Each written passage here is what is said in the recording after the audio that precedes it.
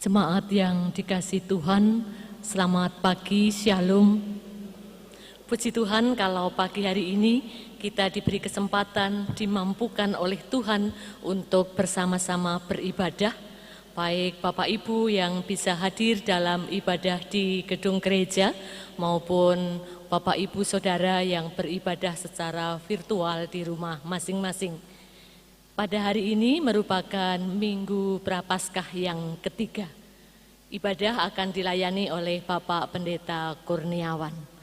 Kami juga mengucapkan selamat datang bagi semua Bapak Ibu Jemaat Gereja Kristen Cawetan di Kediri ini dan selamat mengikuti ibadah.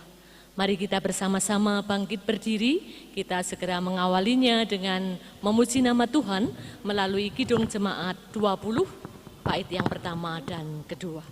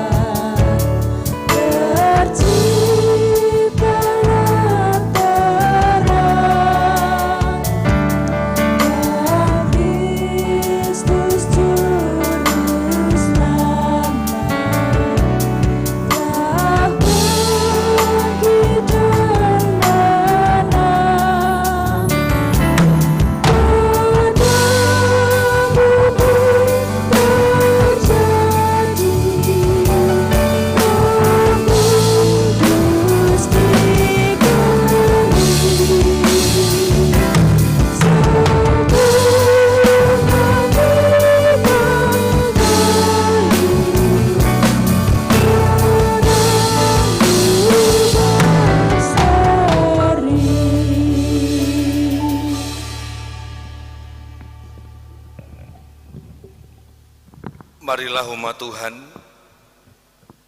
hari Minggu, hari perhentian yang Tuhan sediakan, bersama-sama kita isi dengan kita beribadah.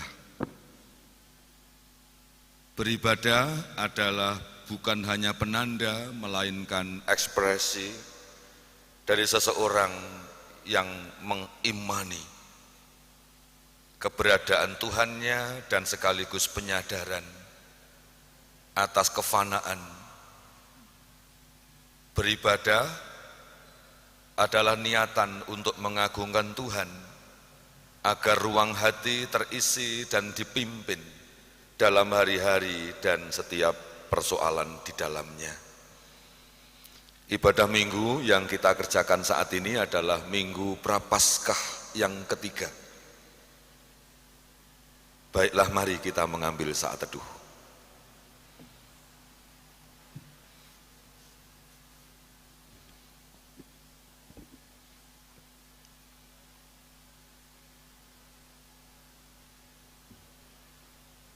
Dengan sengaja kami datang ke rumah Tuhan.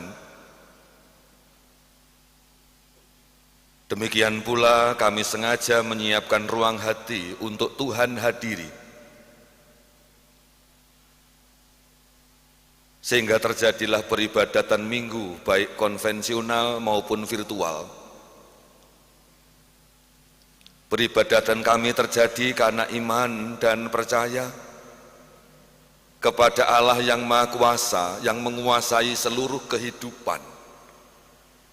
Allah Maha Cinta, yang mencintai, mengasihi kami yang berdosa.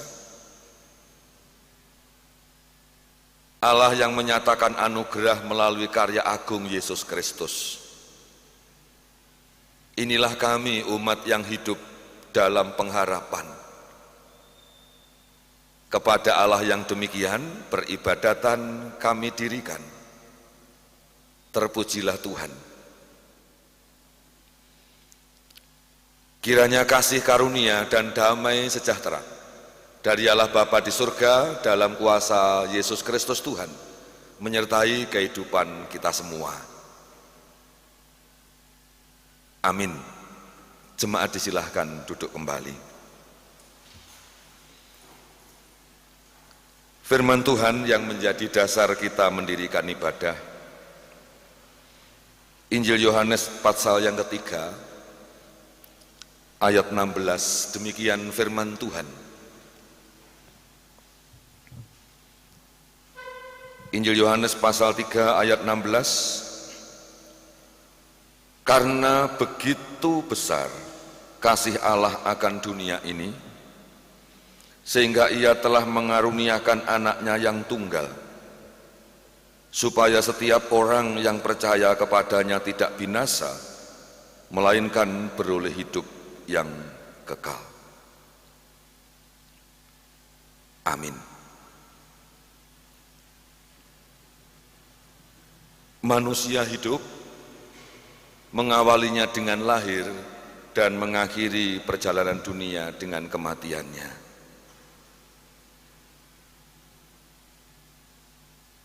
Karena kefanaan yang demikian, di mana manusia makhluk yang diberi kecerdasan akal budi, maka manusia mencari kuasa yang lebih daripadanya. Dan itulah kurang lebih sejarah awal agama-agama. Sehingga agama-agama upaya manusia mengikatkan diri dengan sang adi kodrati. Manusia yang dengan sengaja mengikatkan diri kepada sang adi kodrati, sekaligus juga manusia yang meyakini bahwa hidupnya tidak berhenti pada pesiharahan dunia ini saja, melainkan berlanjut pada yang kekal. Penyadaran ini sekaligus membawa pengertian akan keberdosaan bahwa tidak ada seorang pun yang sempurna. Makanya setiap agama pasti di dalamnya ada ajaran manusia berdosa, manusia mencari keselamatan. Sebab perjalanan tidak diakhiri di dunia, melainkan dilanjutkan yang lebih kekal. Iman Kristen percaya, karena manusia telah mencederai Allah yang suci, maka manusia tidak akan pernah bisa beroleh kesucian tanpa intervensi, tanpa anugerah Allah. Dan itulah yang terus kita hidupi dan sekaligus menghidupi keberimanan. Mari kita berdoa.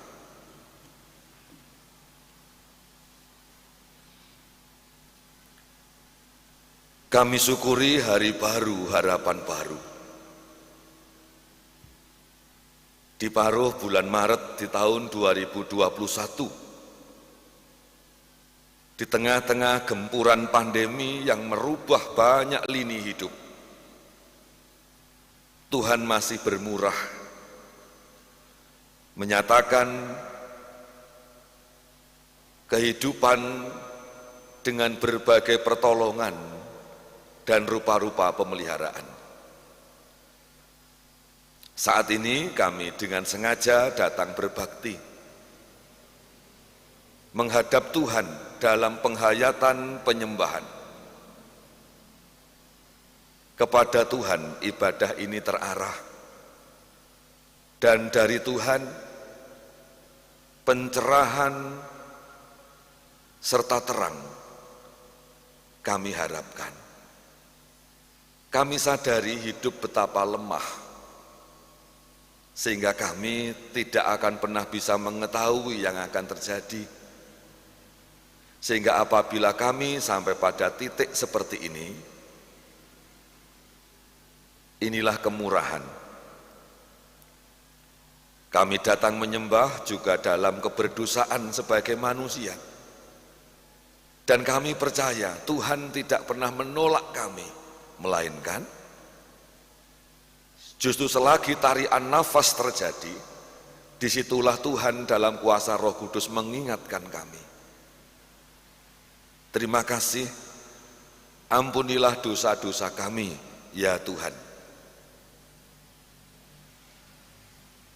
Dan mampukan kami untuk terus membangun hidup guna lebih baik, dengan tidak menahan memberikan maaf kepada siapapun yang menyakiti dan bersalah kepada kami, dan hidup berupaya berpadanan dengan Allah melalui ajaran yang hidup itu sendiri, yakni Yesus Kristus Tuhan. Segala puji, hormat, dan syukur kami naik karena karya yang luar biasa dalam Bapa, Putra, dan Roh Kudus. Amin. Jemaat diundang untuk berdiri.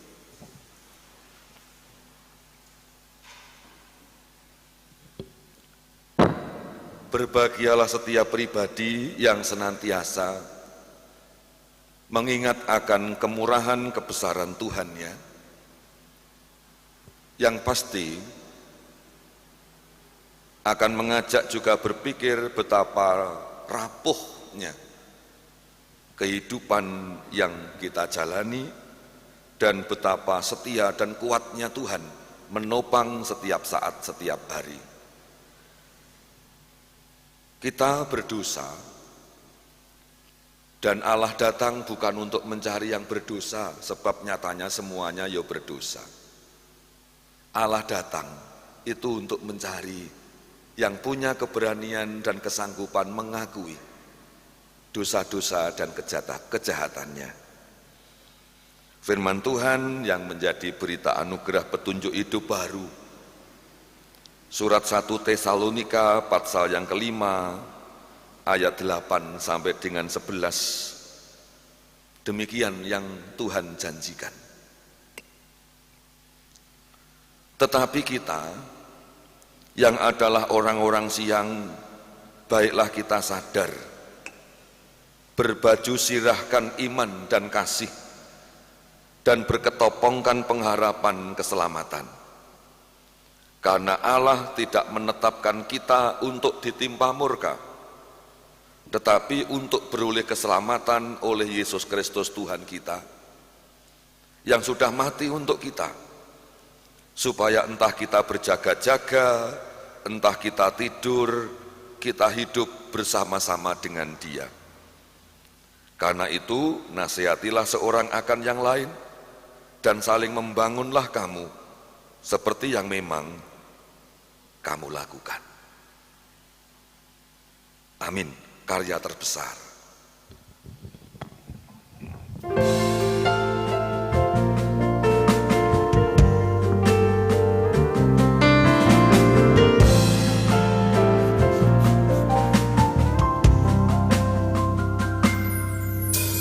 Kasih yang terindah,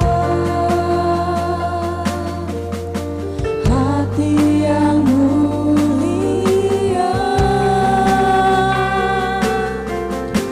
hanya ku temukan di dalam-Mu, Yesusku.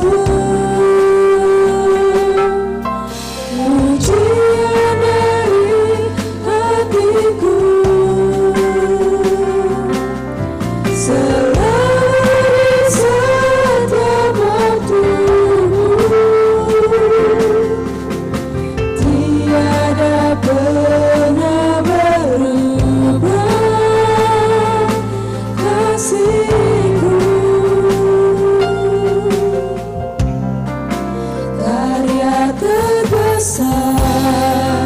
dalam hidupku, pengorbananmu yang selamatkanku.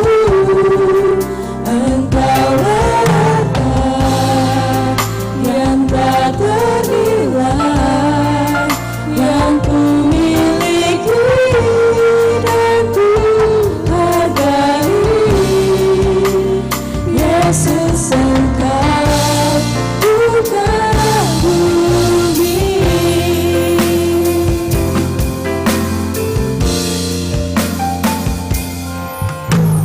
Kasih yang terindah,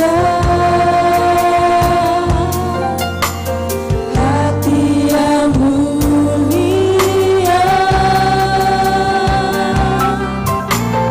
hanya ku temukan di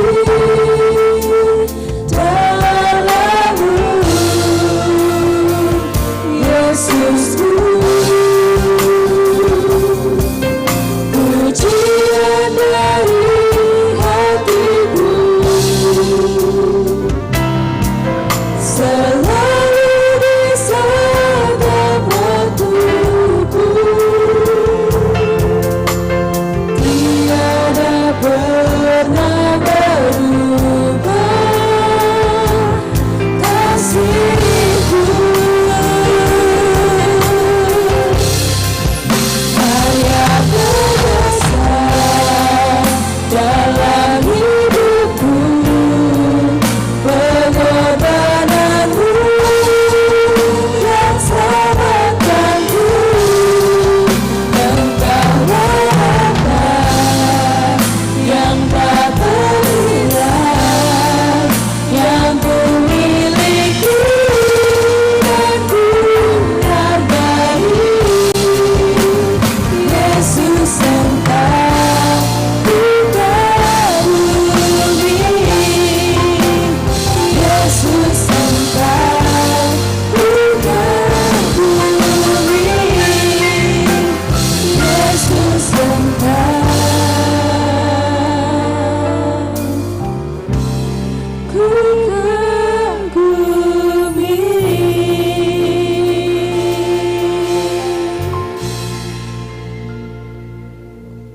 Saudara-saudara disilakan duduk kembali, kita akan diajak berdoa dan membaca bagian Injil Yohanes pasal yang kedua.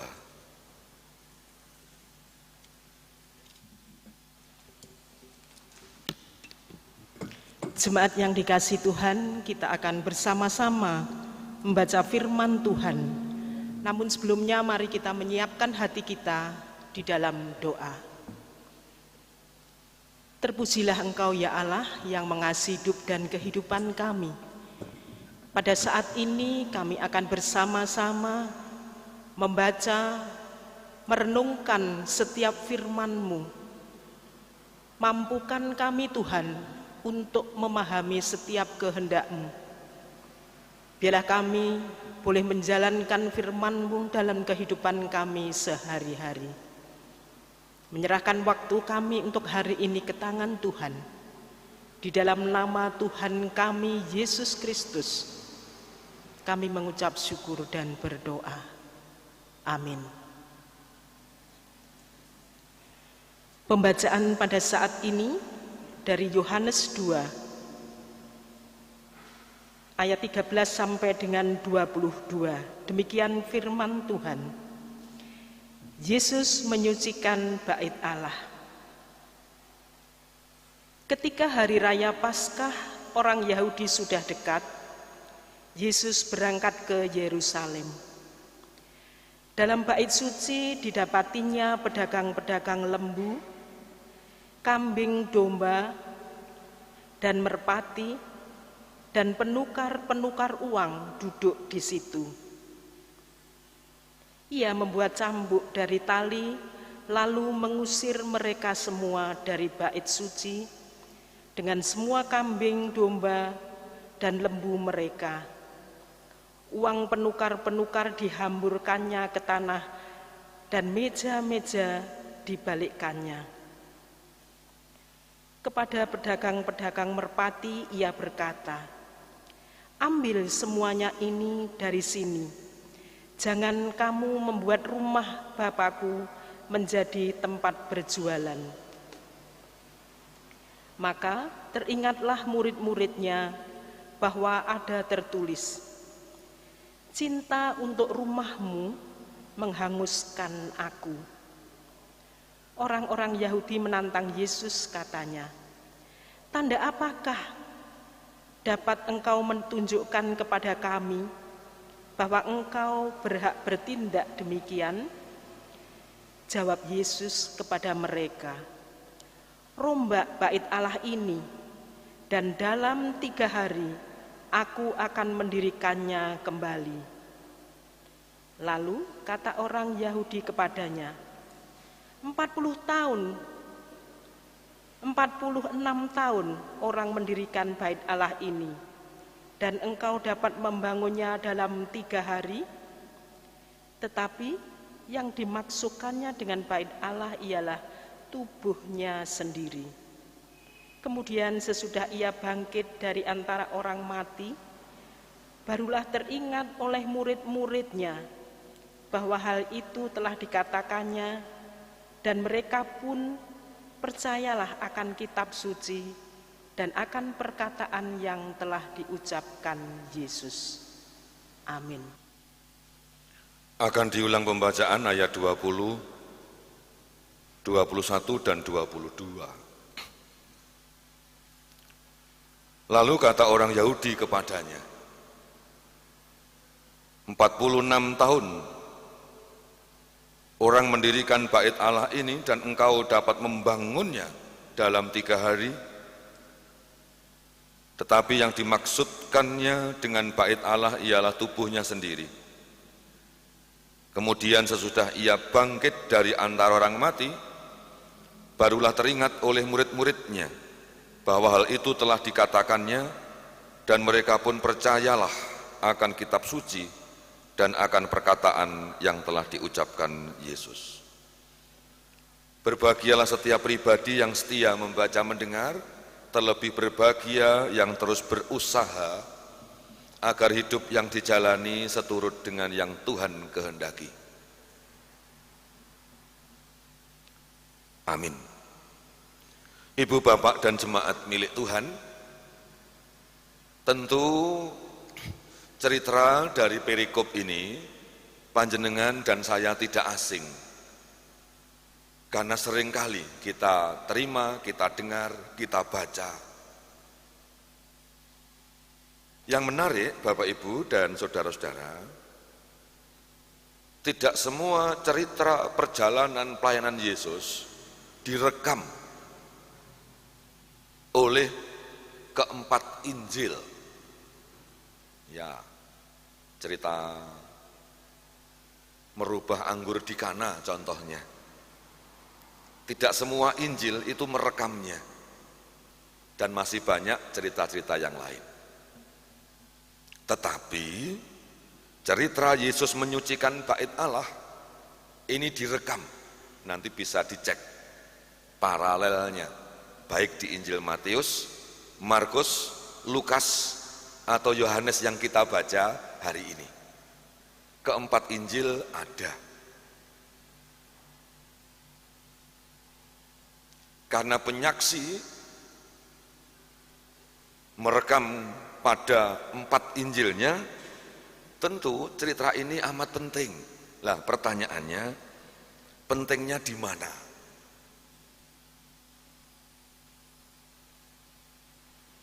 Saudara-saudara yang terkasih dan yang mengasihi Tuhan, untuk mengetahui hal ini kita perlu juga melihat ulang konteksnya, yakni cerita sebenarnya yang terjadi di sana yang direkam dalam perikop ini. Konteks tempatnya di seputaran bait suci, tempatnya ya di bait suci itu. Sentral peribadatan orang Yahudi. Lah salah satu hari raya dari agama Yahudi yakni Paskah.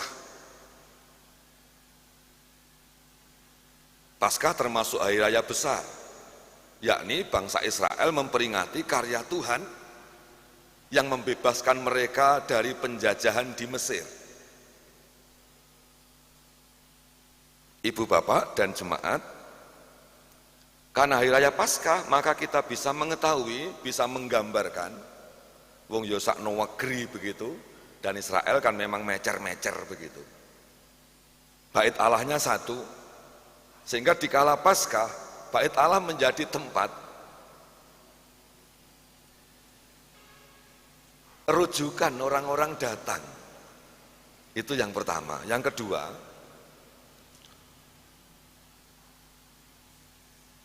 daerah Bait Allah dan sekitarnya Yerusalem kala itu dijajah oleh Romawi.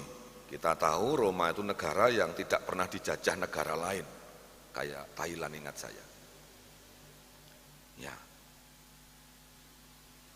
Sehingga imam-imam agama Yudaisme, agama imam-imam Israel, ahli-ahli Taurat, itu otoritas kekuasaannya kalah dengan Romawi. Jadi mereka itu ya kayak raja-raja kecil begitu di lokalan. Tetapi penguasa otoritasnya tetap sing jajah. Ya kayak Indonesia dulu. Otoritasnya ya tetap Belanda, Jepang, tapi di bawah-bawah itu ya ada ya semacam Lontondo Blangkon atau pemuka-pemuka agama yang pro penjajah. Itu konteksnya. Jadi kalau urusan politik itu Alkitab sudah lebih dahulu menceritakannya. Nah, kembali ke sini. Karena Imperium Romawi itu otoritas kekuasaan, maka orang-orang Israel dari rumah masing-masing yang datang untuk merayakan Paskah, mereka itu juga membawa korban-korban dan juga uang dengan mata uang Yerusalem. Makanya sebelum beribadah merayakan di Bait Suci, mereka menukarkan uang dari mata uang lokal ditukarkan ke mata uang milik penguasa. Nah itulah kayak kita bermain game di mall-mall itu loh. Duit nominal tenanan dijolne tanda kutip duit-duitan. Lah ini balikannya. Alat tukar namanya uang lokal ini enggak payu di Romawi, maka diijelke dulu sebelum beribadah. Itu yang pertama prakteknya. Yang kedua prakteknya, selain kepentingan penguasa, imam-imam lokal juga syarat dengan kepentingan. Ya, syarat dengan kepentingan. Dan mereka juga memanfaatkan kesempatan ini. Umat yang datang jauh-jauh membawa merpati, menurut hukum Taurat, ya kita bisa cek di bilangan, itu sudah baik dan sudah layak di hadapan Tuhan. Tetapi katanya imam, ini enggak layak merpatimu ini, Tuhan enggak suka. Ya. Jadi Tuhan itu maaf dimanipulir. Mari kita cocoknya dengan konteks politik sekarang ini. Ya Tuhan dimanipulir. Ini gak cocok, ya Tuhan gak seneng ini. Loh, rumah saya jauh ya Tuhan. Oleh atau ya gak iso pakmu. Kalau pengen bisa ijel noning bedak kae lho. Nah, gitu. Lah yang di bedak itu ya tentu teman-temannya para imam. Nah, kita bisa tahu dua contoh ini. Penukar uang enggak mungkin, nominal dengan nominal dijol ke podo itu enggak mungkin. Pasti ada selisihnya untuk jasa. Ya, saya pernah tahu di terminal itu kalau bakul-bakul kondektor ijol uang receh begitu, 1000 itu ijolnya 900. Demikian pula korban-korban tadi. Jadi korban yang sudah bagus dipeting, dijolnya lagi, belum tentu lebih bagus. Yang dijolnya lagi, dijolnya yang lain lagi. Begitu prakteknya. Nah itu konteksnya yang membuat Yesus kala itu datang dan marah. Artinya bahwa bait Allah yang seharusnya suci, kepentingan Allah menjadi berbelok, tidak suci dan menjadi kepentingan manusia. Tekanannya bukan jualan. Dalam etika bisnis jualan golek bati itu harus. Tetapi persoalannya kepentingan yang dibangun tidak sesuai dengan niat dan konteks tempat, itu pentingnya. Nah, yang kedua, ibu bapak dan saudara-saudara, yang ketiga saya jadi ingat apa yang dikatakan oleh seorang dosen namanya Pak Yahya saat mengajar etika bisnis dan kehidupan Kristiani. Ya, saya hafal betul kalimatnya, kuat sekali, yakni maaf, ritual itu kapital. Ya itu loh, ritual itu kapital. Artinya menyembah Allah, membangun hubungan dengan Allah, tetap dimungkinkan terjadi kepentingan. Saya tidak merujuk, tetapi konon Departemen Agama juga sewarat dengan begini dulu, tidak tahu sekarang. Ya, penggunaan aset-aset, harta milik, ruang-ruang ibadah seringkali juga syarat dengan kepentingan kapital. Itu nyatanya ritual itu kapital. Rohani itu godaannya badani. Ya, godaannya badani. Pengen beribadah, bajunya yang disukai atau yang baik tidak benar begitu, isok ndak nyang budal. Loh itu loh. Jadi ritual itu godaannya kapital, rohani itu godaannya badani. Pengen ibadah, lihat warta yang khotbah kai, aku tahu gak penak karo kai, gak nyang aku, timbangannya dosa lah. Apa ya pas itu suci, lo kan ya pas dosa ta.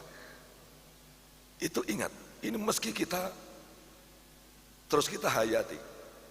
Badan rohani itu godaannya badani. Ruang hati dalam ibadah itu godaannya maaf, emosi. Ya. Tidak sedikit agama apa saja beribadah akhirnya orang tanpa sadar jatuh pada sebuah pengakuan, hanya pengen diarani gitu aja. Diarani saleh, diarani pinter, diarani macam-macam. Ini godaannya.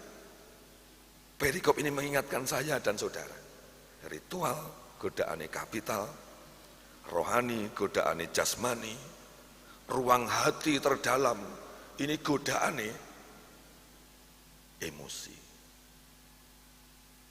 Yang keempat, ibu bapak dan saudara-saudara, karena hal-hal di atas maka Yesus ingin memberikan penjelasan dalam gaya khas Injil Yohanes, yakni bahasa simbol, bahwa bait Allah itu fana. Kalau pengen bukti, ada beberapa yang sekarang rawuh gereja ini yang pernah ke sana bait Allah. Ya hancur tenan nih karena perang. Yang temboknya sak gereja ini dukure. Kandelnya hampir 1 meter, ya ambruk tenan karena perang. Artinya bait Allah itu fana. Ya. Yang suci itu Allah, yang bukan bermukim. Allah yang di dalamnya bait Allah, itu yang suci. Sehingga jangan sampai Allah yang suci, yang di dalam, yang ada dan berkuasa, ini menjadi tidak suci karena bait Allah itu sendiri. Dan apa yang dikritik pedas Yesus ini disampaikan. Ayo lek enggak percaya, aku iso ngembrukno bait Allah, 3 dina tak bangun lagi. Nah, ini bahasa simbol. Dan tidak ada yang mampu begini, artinya tahu kapan mati dan kapan bangkit. Adakah di antara manusia yang tahu ini? Tidak ada. Hanya Allah yang bisa kapan mati dan ia pasti akan bangkit hari ketiga. Itu yang disampaikan sebelum peristiwa Golgota. bahwa bait Allah, bahwa tubuhnya ini gambaran tubuh manusia, bakale sapa ae gak ana sing digdaya. Iya, yang rasa bakale ya tua. Sakit itu mesti. Yang kaya bakale juga tidak begitu tertarik dengan yang dimiliki. Yang berjabatan bakale ya pensiun dan tidak menjabat lagi. Itulah, kalau kita memahami tubuh ini bait Allah, ini fana. Yang suci siapa? Yang suci yang bisa menyucikan bait Allah, yakni siapa? Yesus yang mati untuk 3 hari bangkit. Makanya dalam perikop ini, ayat-ayat terakhir yang kita baca 21-22, para murid baru sadar yang didhawuhke Gusti ini setelah peristiwa kebangkitannya. Oh iya ya, Gusti ku jaman ning bait suci winginane pas Paskah ngendikan ngono ya, 3 dina bangun. Artinya bahwa penyucian itu hanya bisa dilakukan oleh Allah yang suci, bukan manusia, walaupun gak pernah mulai dari bait Allah. Nah, ibu bapak serta jemaat yang terkasih, saat ini minggu Prapaskah yang ketiga, minggu-minggu sengsara. Kristus dalam tubuh manusia yang mati, tetapi untuk bangkit karena keilahiannya. Mengingatkan kepada saya dan saudara, walaupun kita dikaruniai bait Allah tanda kutip, bisa tubuh, bisa gedung, bisa persekutuan, hati-hati. Sebab yang suci hanya satu, yakni yang dedalem di dalam bait Allah, dedalem di dalam inilah. Dan yang membuat suci bukan manusia yang adalah bait Allah, tetapi Ia yang telah menyucikannya di atas Golgota. Selamat menghayati Minggu Prapaskah. Bahwa kita selamat bukan karena kita manusia. Kita selamat karena hanya karunia-Nya. Tuhan memberkati. Amin. Jemaat diundang untuk bangkit dan berdiri.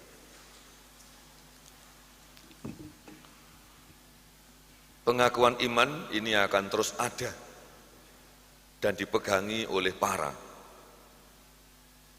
milik Sang Suci itu sendiri. Mari kita ikrarkan pengakuan iman rasuli, Ia yang mati untuk membersihkan bait Allah yang kotor.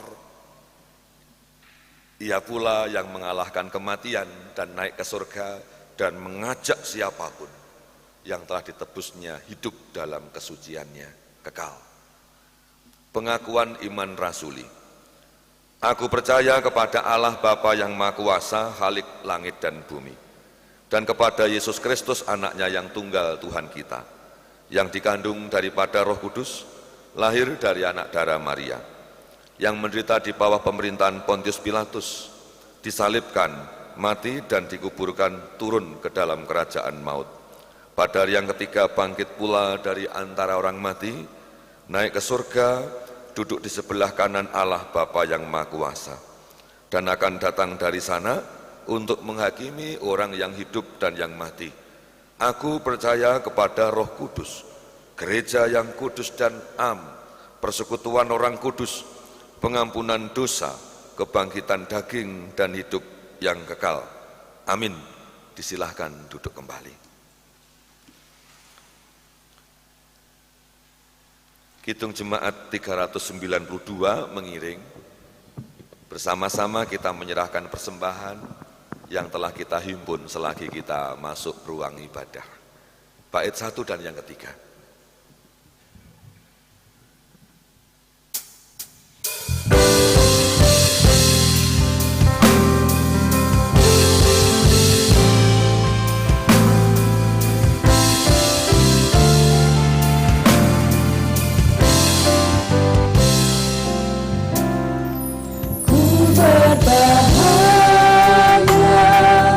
Yakin tahu Yesus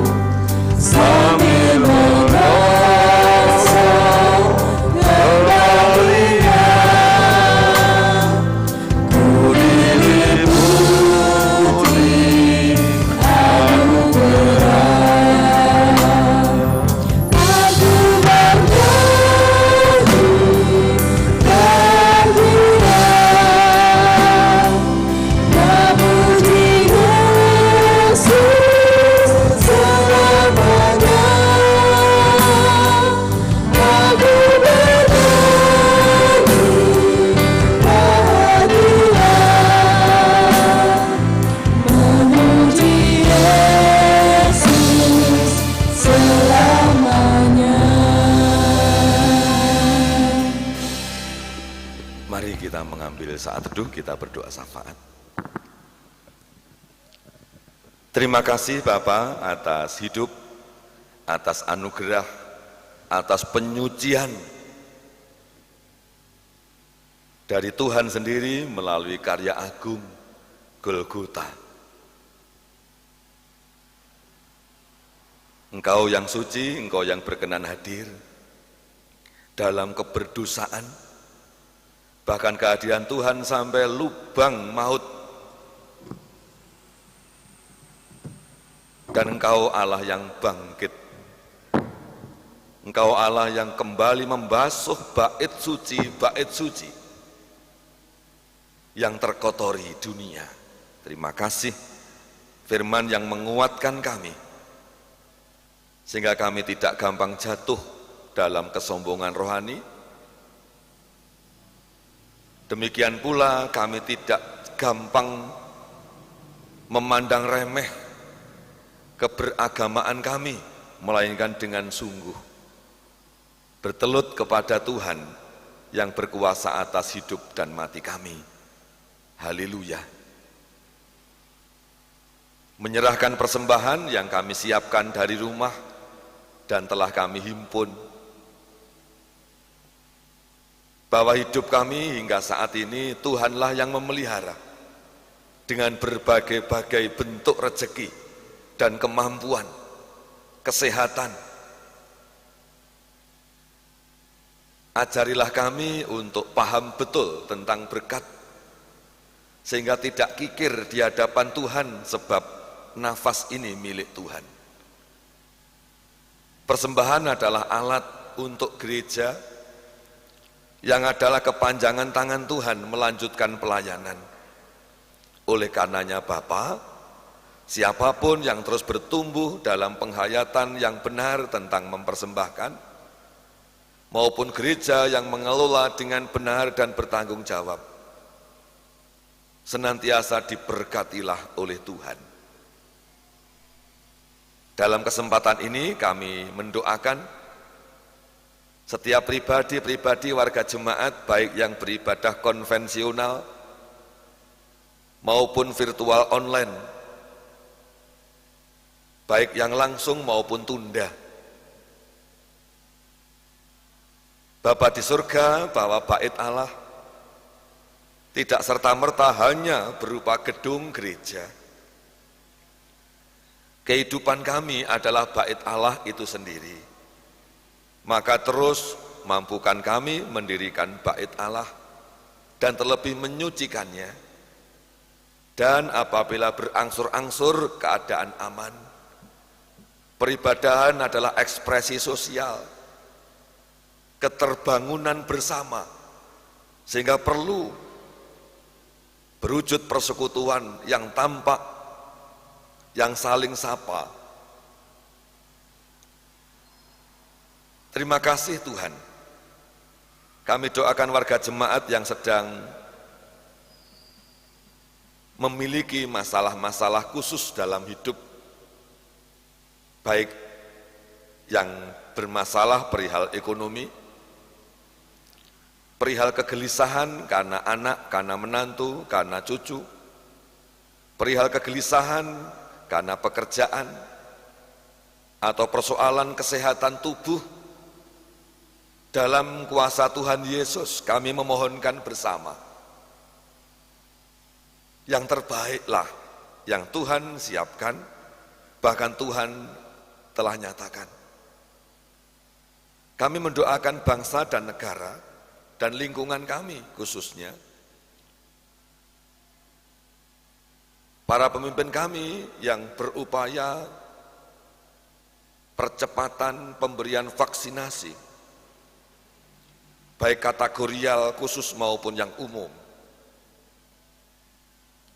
dan juga kembali memperlancar dan menguatkan kehidupan tiang ekonomi bangsa di tengah dinamika politik yang terjadi.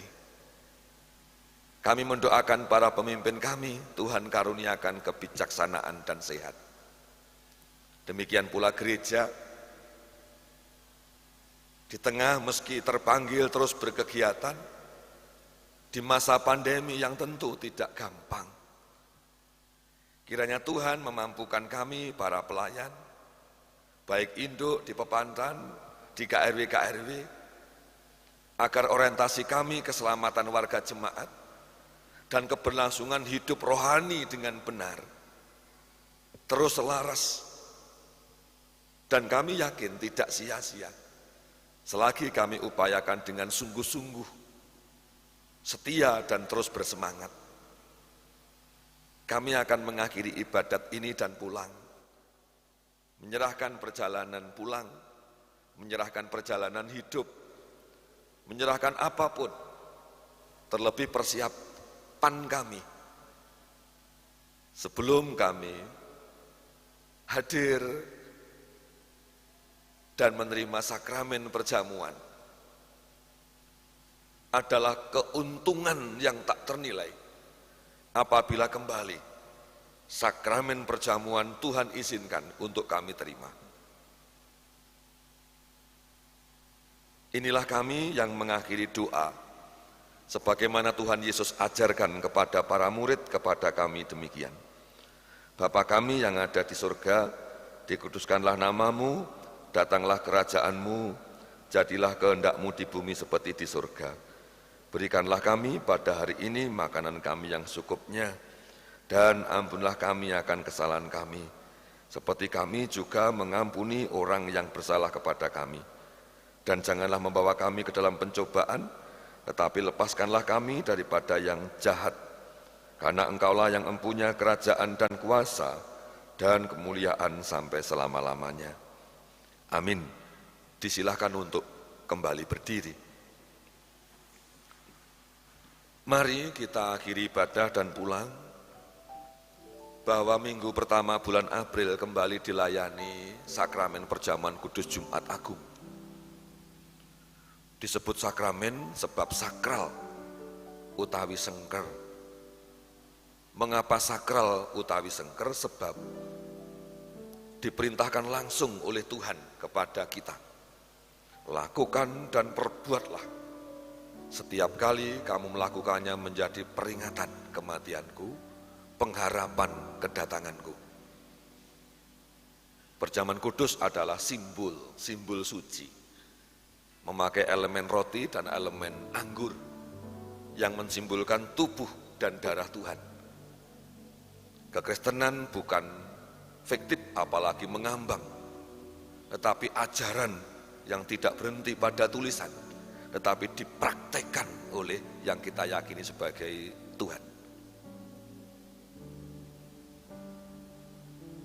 Kidung Ria 83, bait yang pertama dan yang keempat. Kedua.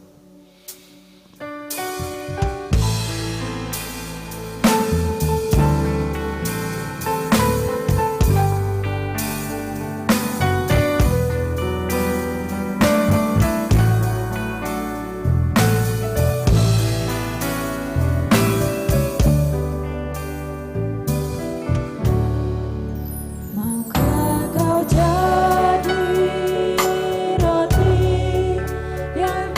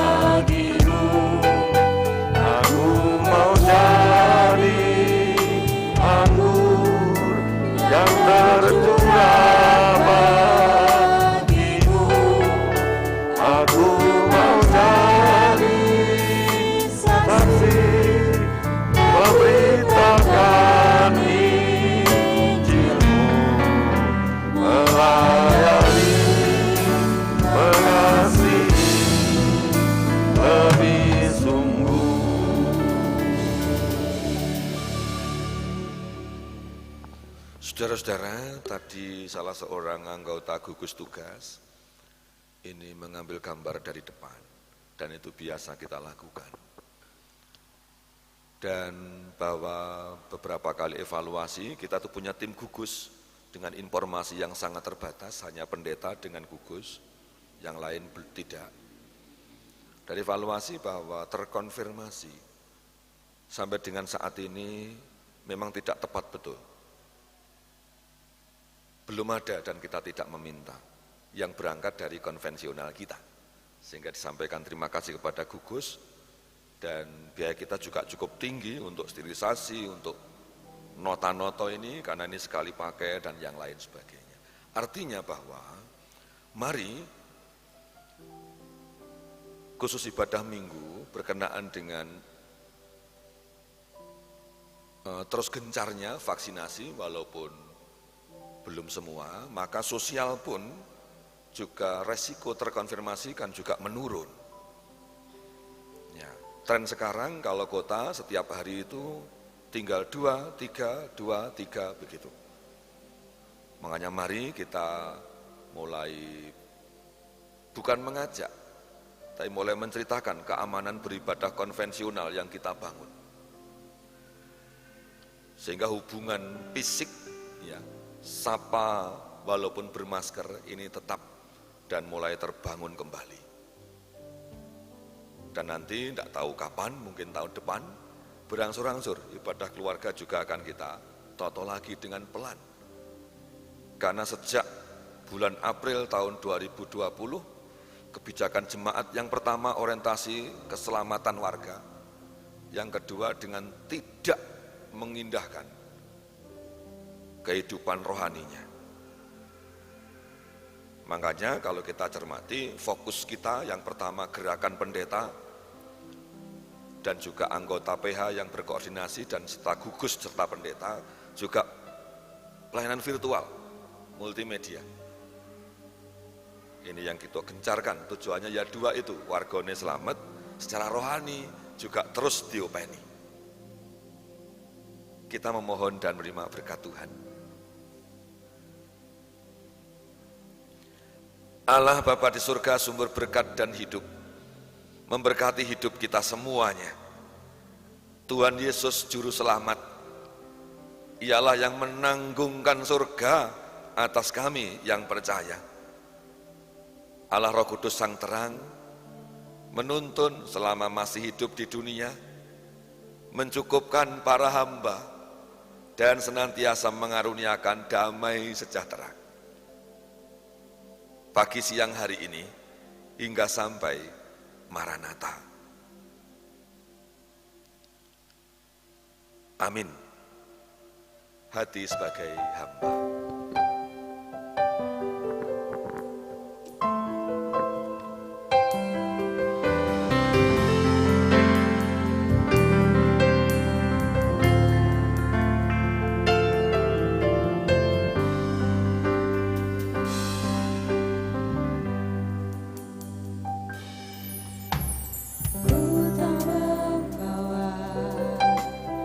Apapun juga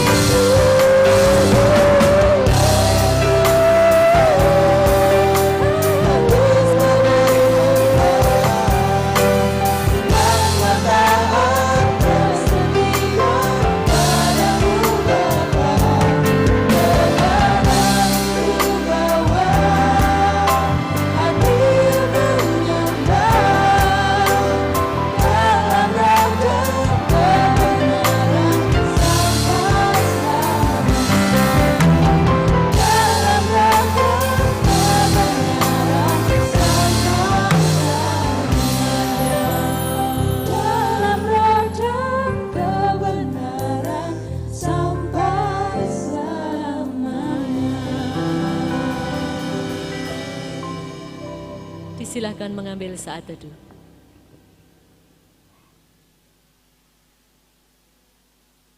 Amin. Akhirnya kami segenap majelis jemaat mengucapkan selamat berhari Minggu, selamat menjalankan aktivitas selanjutnya, tetap taat pada protokol kesehatan. Tuhan Yesus memberkati kita semua. Amin.